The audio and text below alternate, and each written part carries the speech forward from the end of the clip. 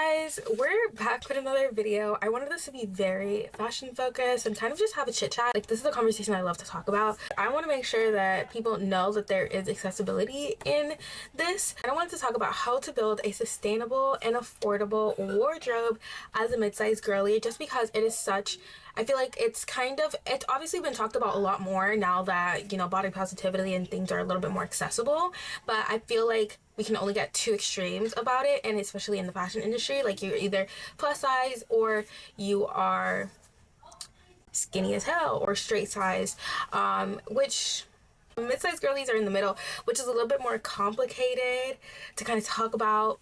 So wanted to talk about like why I identify as a plus size girly and things like that, and kind of understand and explain how I get through building a sustainable wardrobe, give you a little preference on my expertise, because I've never actually had a conversation about this. But ever since, I want to say like 2018, I have not exclusively shopped in thrift stores, but I have definitely bought a lot of my unique pieces at a thrift store. Right now my closet's about 75% thrifted, and if it's not thrifted, it is from sustainable companies most of the time. I try to make sure that the companies that I'm buying clothes from are, you know, sourcing their items from sustainable manufacturings, or using items that are natural and don't do too much to the planet, or I make sure that they're paying the people and the manufacturers and the people that are working for them livable wage. You know, these are things that I feel like definitely in 2025 we should be thinking about when we're shopping for stuff. Especially, there's a lot of things going on. I live in Florida, so I can feel the effects of climate change. I feel a lot more than maybe some other people will, but I know that, you know, I'm not feeling it to such an extreme extent that I can't, you know, blind myself from it. Definitely, I think trying to find ways to just shop a little bit more sustainably and think about why we're buying items instead of just buying it for a trend is really hard to do, especially as a girl in your 20s. You're still in college, like you're still trying to find yourself. So I kind of want to talk a little bit about some of the ways that I shop more sustainably, and not just thrifting clothes, but making sure that my clothes are going to last me for a while, and make sure that I'm buying items that I'm really going to wear for more than just one occasion. If I ever look down, I have my computer. First things first, the first thing I want to talk about is kind of, before we get into buying clothes and things like that, and even getting into a thrift store, it's kind of understanding two things. And it's either knowing your measurements and your body shape, or knowing what type of silhouettes you want to wear. When I talk about this, measurements and body shape is something that stylists use on a day-to-day basis. They will, especially if they're styling normal people and not models, they will look at your measurements and look at your body shape to understand what's going to work best for you. I've had worked with some stylists that do that, and I've worked with some stylists that don't look at that, and they want to know exactly what you want to wear. I think definitely measurements and body shape is really good, especially for people that are older and are not just looking to fit a certain aesthetic and, you know, buy certain pieces. Like, they don't have a certain piece in their head. Besides the measurement and body shapes, I do not like shop based on my measurements or my body shape, because I have a specific look that I'm going for and a specific silhouette. You can either have an aesthetic or a silhouette. When I'm talking about silhouette, since I feel like it's not something that's talked about a lot, I want to, when I'm wearing a piece, have a certain shape come from me. So sometimes I will do a maxi skirt with a more tight top, because I want to make sure that my body, since I have a bigger chest and bigger shoulders, my body is gonna go hourglass. And sometimes I will actually just do a full baggy outfit. I'll do like a maxi skirt with a baggy t-shirt, and have it kind of tucked into my skirt. It's kind of tucked into my maxi skirt, so that I make sure that even though I'm not wearing a fully tight thing at the bottom, I'm still getting an hourglass shape. So I'm always trying to build some type of silhouette. I also really love silhouettes that elongate me. I'm 5'1", so I need something that's gonna pull me, and it's really just getting to know and having fun. I've been trying to figure out what looks best on me for a really long time. Especially, I experimented a lot during quarantine and right after quarantine in 2021 and 2022. I think I really just found my sense of what I like the best on me literally maybe a year or two ago. So I definitely I've had a lot of fun, you know, trying different silhouettes.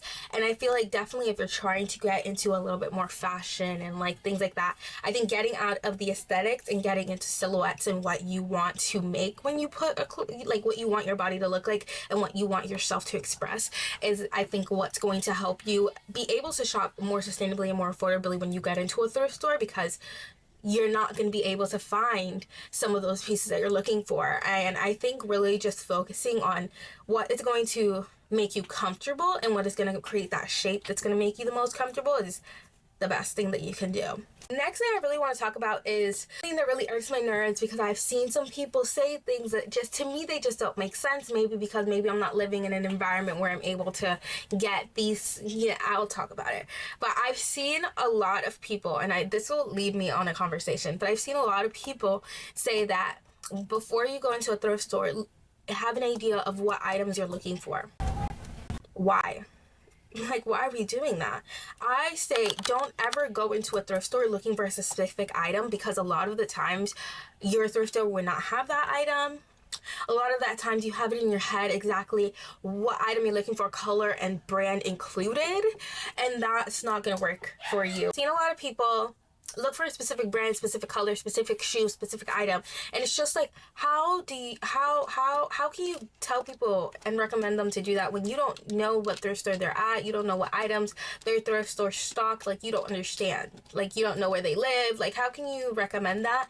And I've also seen this. Go on Pinterest and make like a mood board for like the items that you're looking for, and then that's gonna make your shopping experience easier. If you wanted an easy shopping experience, you would stay online and you would buy from stores that are stocking the items that you wanted. I never said that this is a build an easy and affordable wardrobe. It's never easy. It's never easy. If you want an easy experience, you would go somewhere else.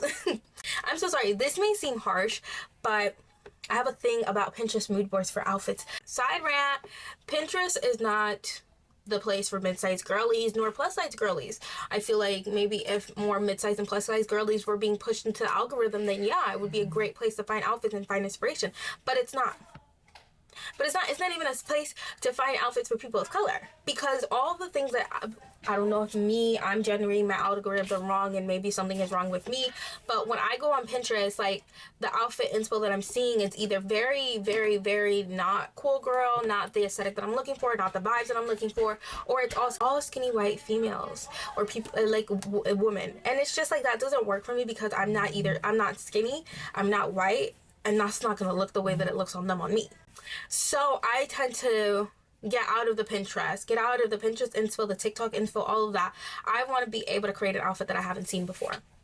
I actually find a lot of my inspiration from people walking around in Miami, people walking around in my city, people walking around. And I'm like, oh my God, that looks so good. Like, I low-key want that.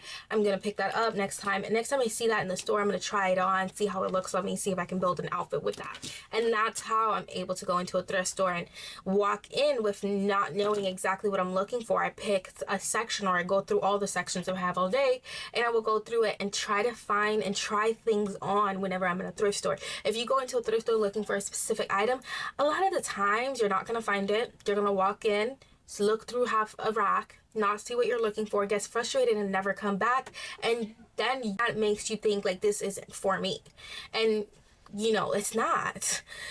So when walking into a thrift store, I don't think let's go in and look for something that is popular, it's trendy, I'm gonna find it, I saw this on my Pinterest mood board.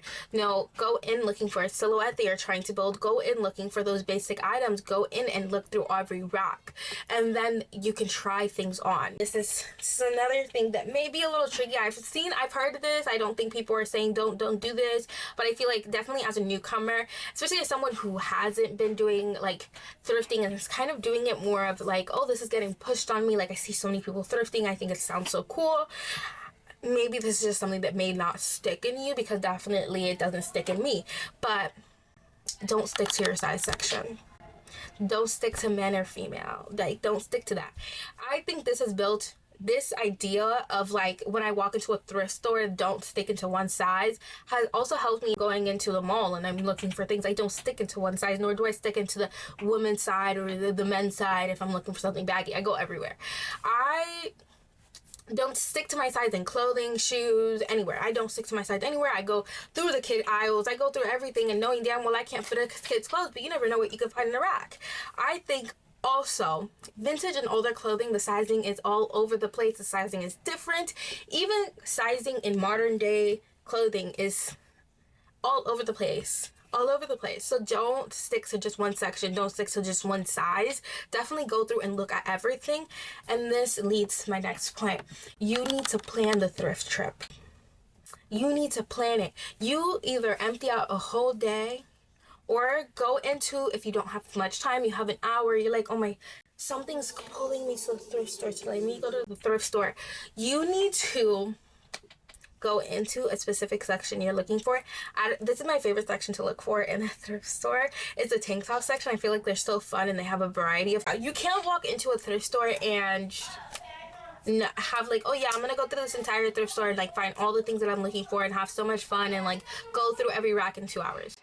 No, it was 3 hours looking through racks, 3 hours in the fitting room. I think fitting room is such an important, essential part of going through a good thrift trip, because you don't want to take home items that do not fit you nor don't look good on you and you can't fix, and then you get home and get super disappointed. You can't return things. Like most thrift stores don't like return, especially down here in Florida. Like you can't return anything. You buy things and that's final sale. You making sure that you either go through only one section in your trip if you only have an hour, or you plan out a day and you take that day to jump through thrift stores and really enjoy a thrift store and get everything that you can get out of it. Now that we kind of talked a little bit more about like those little tricks and things, I think one really important part of it, especially as a mid-sized girl and a plus-sized girl going into a thrift store, especially a thrift store that's a lot easier to find smaller sizes, like smalls, extra small, zeros, double zeros, twos, fours, that just don't fit a mid-sized girly, nor does it fit a plus-sized girly, is definitely like making sure that you set your mindset up in the proper way to go into a thrift store. I definitely, when I was younger and I would go through a thrift store and I was trying things on, and I was just like really disappointed because I couldn't find the things that my other friends could find, nor could I find things that like super flattering on me every single time. Was making sure that you understand that these are just clothing and these clothing just weren't made for you, and it doesn't mean that you're not gonna find pieces of clothing that will make you look like the hottest piece of mommy spicy booty amazingness that you could be. Doesn't mean any of that. I think also the things that I've noticed is I need to go to the thrift store midday on a Tuesday to really enjoy the experience by myself, because thrift stores that are just full of people can be overwhelming in like the most disgusting way. There's so many smells and so many smells. Don't remember, these are dusty, pre-loved clothes that have lived whole lives before you. If something doesn't work out, it just wasn't meant for your wardrobe, and that's totally okay. You know what? It's really just like the fates, the gods, their gods just telling you that it's not gonna add anything to your wardrobe. So these are just little tiny tricks and tips that I have for you guys. I definitely think that I can give you so many more, and there's a lot more that you can learn, but these are kind of the first things that I really wanted to talk about, because these are the things that would have made my first few years of thrifting a lot more beneficial, a lot more money and time saving. And one last thing is that if you want to make your closet 75% thrifted or sustainable, you really should dedicate the time to it, because especially what I said before was that thrifting is not an easy, if you wanted an easy option and you have the money for it, just buy sustainable new clothing, buy designers that are making sustainable clothing and making it ethically, because it's not an easy thing to do. It's an overwhelming, time-consuming, awfully smelling experience.